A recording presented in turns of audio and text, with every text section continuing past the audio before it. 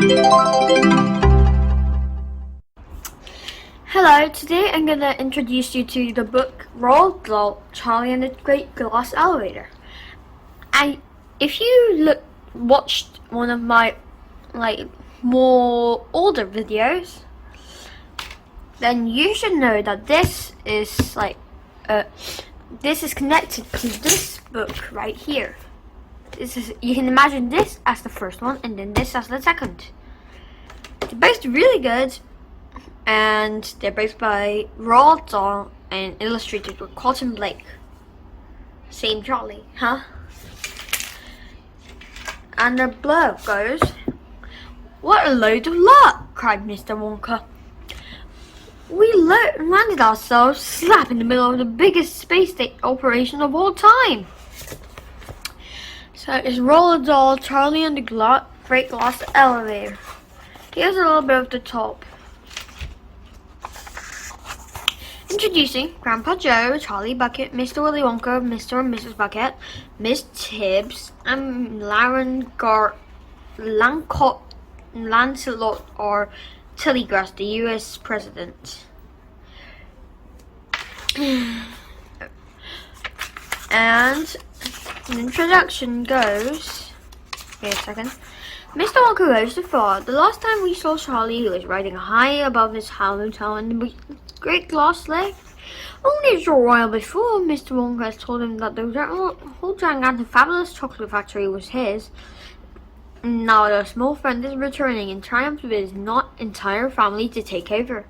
The passenger in the lift, just to remind you, were Mr. Bucket, Charlie Bucket, our hero, Mr. Wonka, Charlie making extraordinary, Mr. and Mrs. Bucket, Charlie's father, mother, Grandpa Joe, Grandpa Josephine, Grandma Josephine, Mr. Bucket's father and mother, Grandpa George, and Grandma Georgina, Mrs. Bucket's father and mother, Grandma Josephine, Grandma Georgina, and Grandpa George were still in bed, and the bed having been pushed on board just before takeoff. Grandpa Joey, as you remember, had to go out of bed to go around the chocolate factory with Charlie. The Great Glass lift was 1,000 feet up and cruising nicely.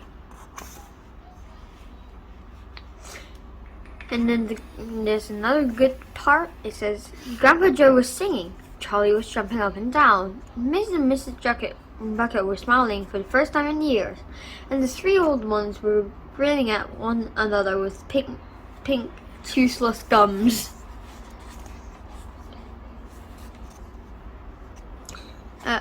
And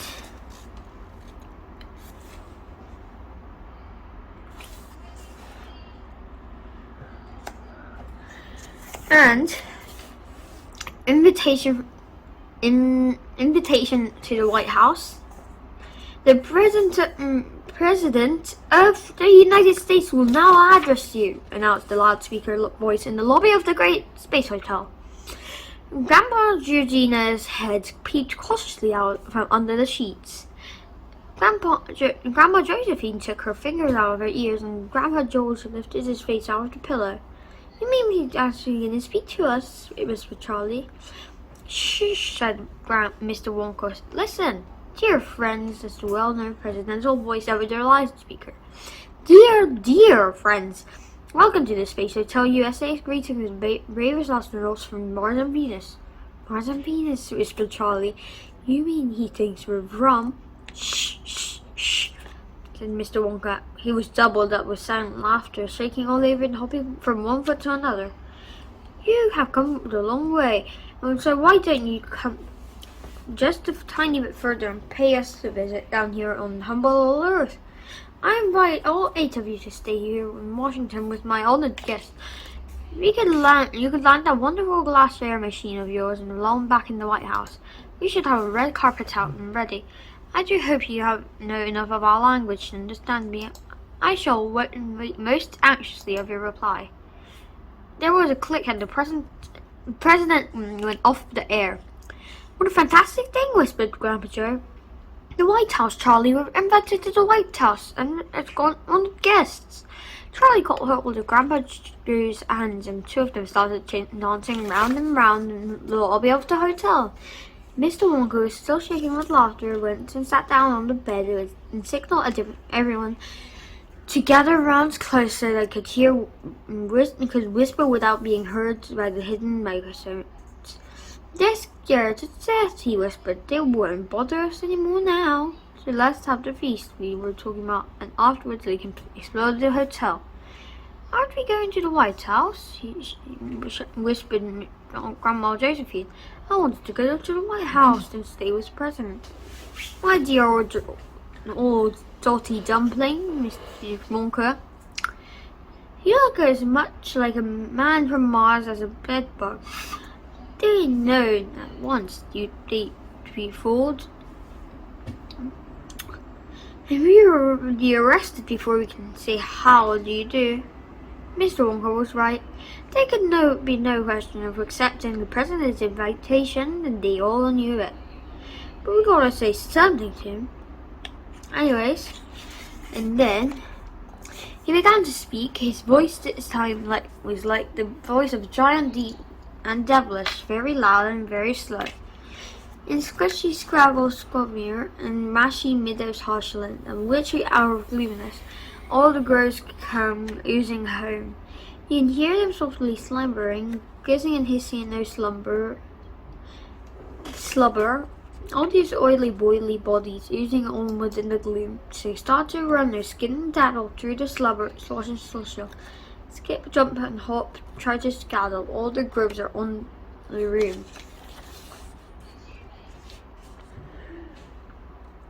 And there's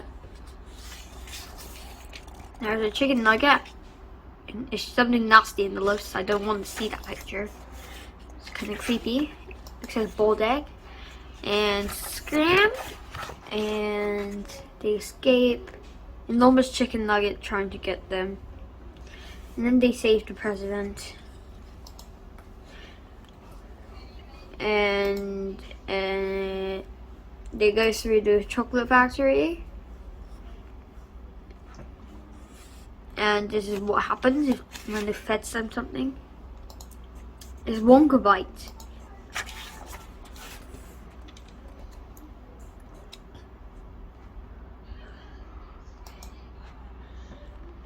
And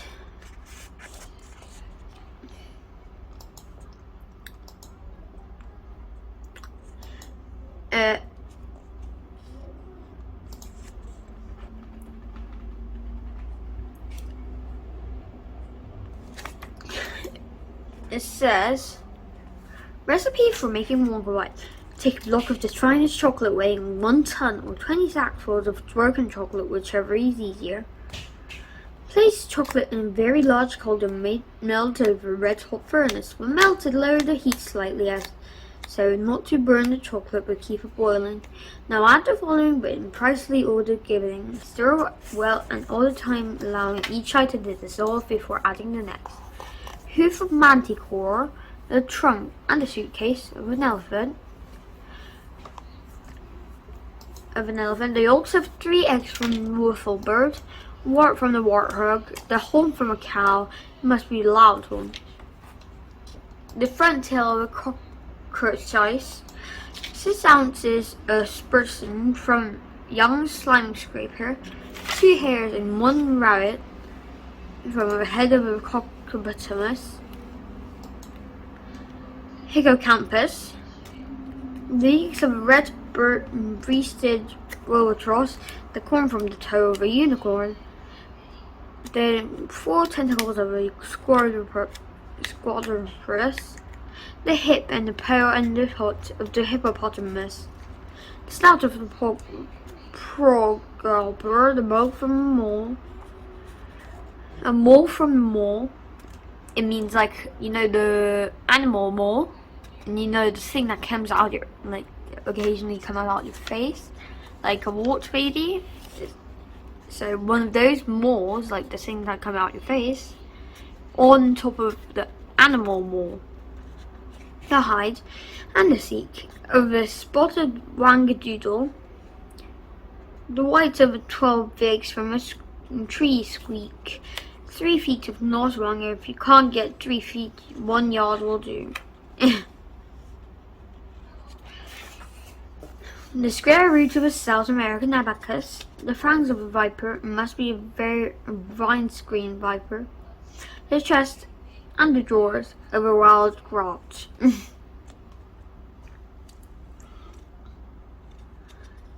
And then I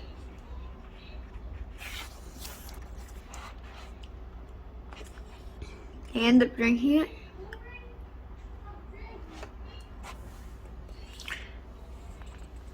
And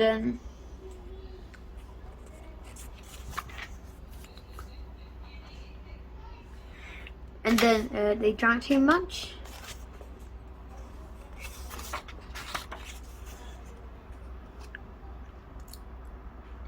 I want to get my share, said Grandpa George. Come on, Georgina, there's no out.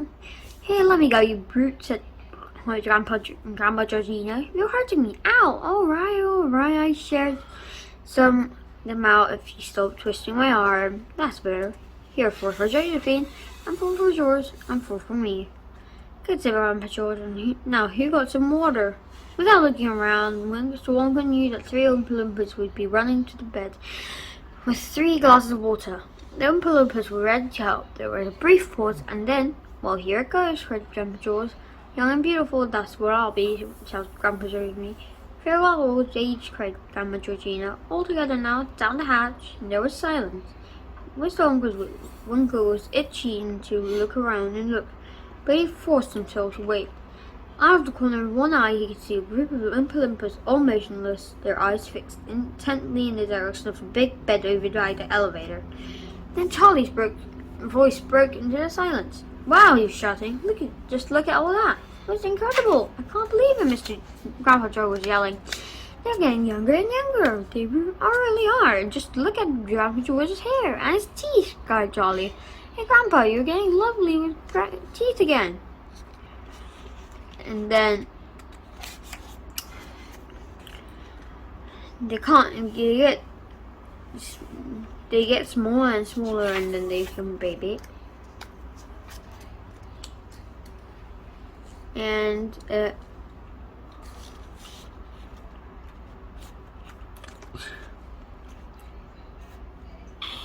you around the world, Miss Bucket. Where's Georgina, my old mother? She's vanished. She's nowhere, Mr. Wonka.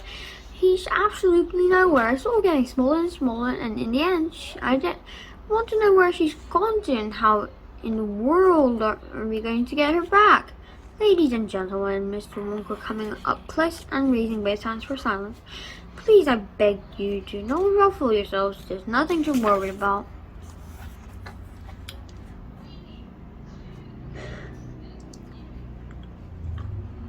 And then this is what happens.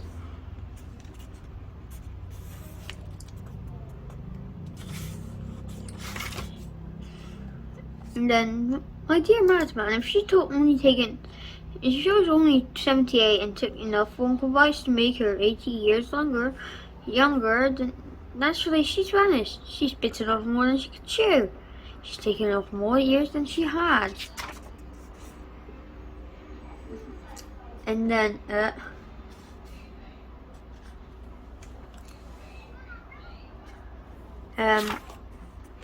it's a really good book.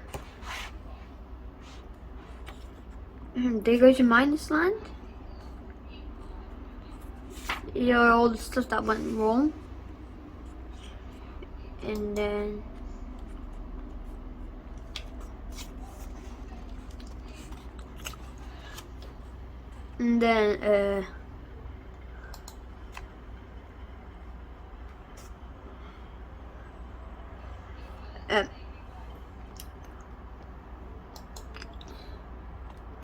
and it's a really good book.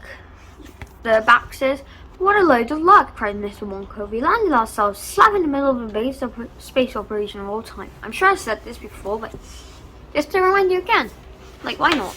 It's a really good book. I'm sure you can find them in libraries, and I recommend you try it along with this one to match it. And hope you have a great day. Thanks for watching, and bye.